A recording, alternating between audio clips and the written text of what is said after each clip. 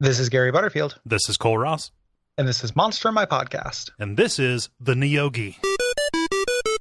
There's a monster in my podcast. Which is a pasta that's like potato in a like a pasta shell. So it's like little bits of potato nuggets like in a pasta shell. Right. And my grandmother made the best gnocchi. It was so good. Authentic. Nobody else is compared to her gnocchi. And if you say that it does, I will fight you. It was Hospitaliano. Yeah, I was gonna go with a similarly culturally insensitive one and make a joke about Mr. Miyagi and Neogi, but that seemed like a harder one to bridge. Yeah, mine just about my oh grandmama.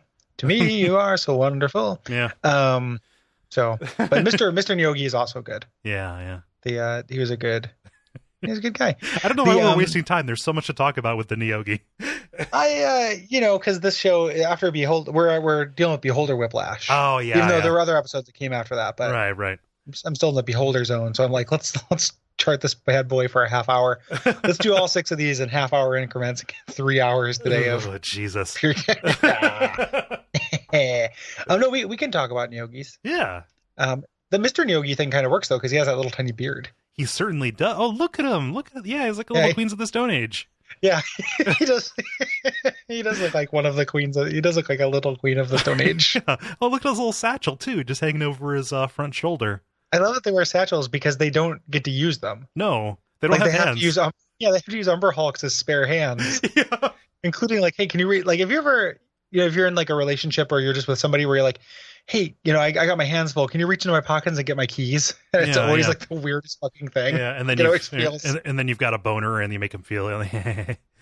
Well, you could do that. Like you put the popcorn on the bottom or whatever. But like the but yeah, it's like somebody reaching into your pocket. It feels so weird. Yeah, no matter how so this is me projecting with my neuroses and stuff. No matter how comfortable you are with somebody, that will always feel like an invasion of personal space. Yeah, pockets are like the ultimate personal space, other than your body. Like it is like the body for your clothing. Right. It's very personal. It's where I keep my balms and my salves. Yeah, and my entire the supercomputer that runs my life and all of my identity. Yeah, also that, but more so my balms and my salves. Yeah, there are balms and salves in there, but his little satchel, his little messenger satchel is very funny compared to they can't use it. And let me tell you something about Umber Hulks.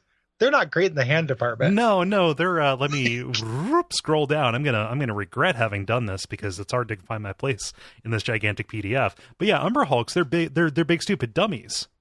Yeah, and they're big gigantic bug gorillas, more or less, and they have hands, but they're gigantic 4-fingered mega claws. Yeah. Like look at how small this satchel is. You're not picking up a fucking Burt's Beeswax out of that thing with an Umber Hulk.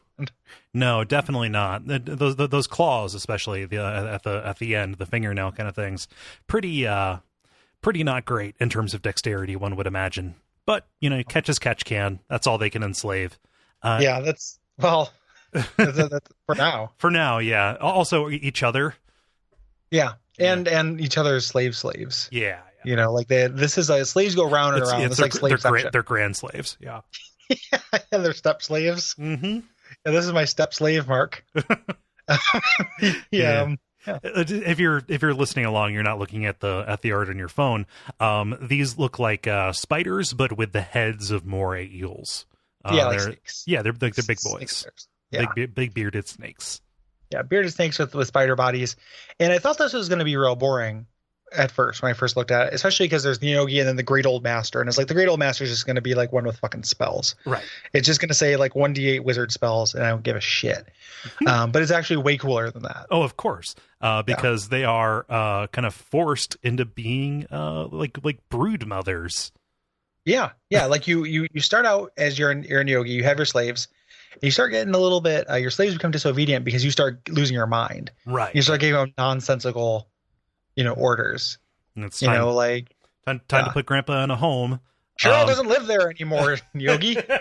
Like we don't live in New York anymore. Like they just constant you can't drive. Like you lose your license. Like you have this whole thing. Grace died 30 years ago. Yeah. And what they do is they inject you with poisons. And I was like, oh, okay, they mercy kill you. That's cool. Nope. Nope. Yeah, so the poison is a bit of a misnomer.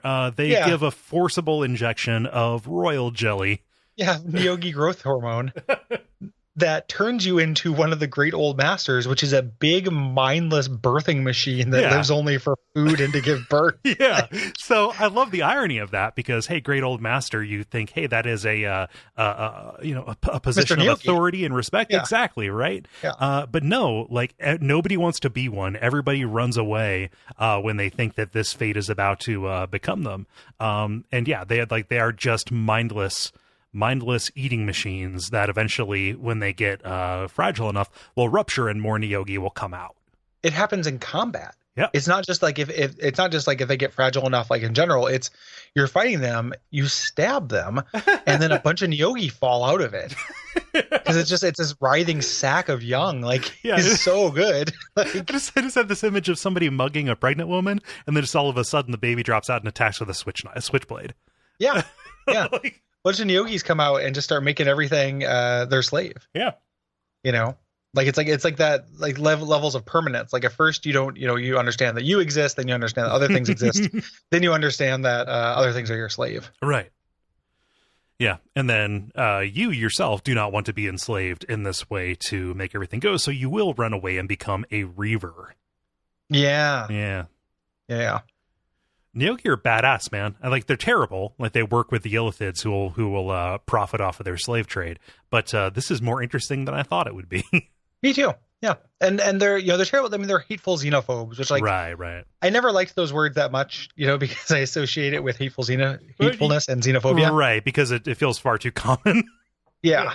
But and in the Monstrous Manual, it ends up being worse because it ends up being like the shortcut to Blandtown. Right. It really is just like, oh, so it's from the Underdark? Okay. Yeah. Exactly. But these things have their whole like own or be owned thing. Like everything is a slave, or I am a slave. My slaves have slaves. That is actually pretty interesting. Yeah. It reminds me, the record label in my hometown that they had a garage sale once a year, and the name of the garage sale was Buy or Die. And then there was a subtitle that was Sell or Be Sold. Oh, no. It's very funny to me. Like, there were several Buy or Dies. Like, go to Buy or Die 3, Sell or Be Sold. I don't know. I guess a threat is a good advertisement, maybe. Yeah. Join the Navy. Brought to you by our backers at patreon.com/DuckFeed.tv.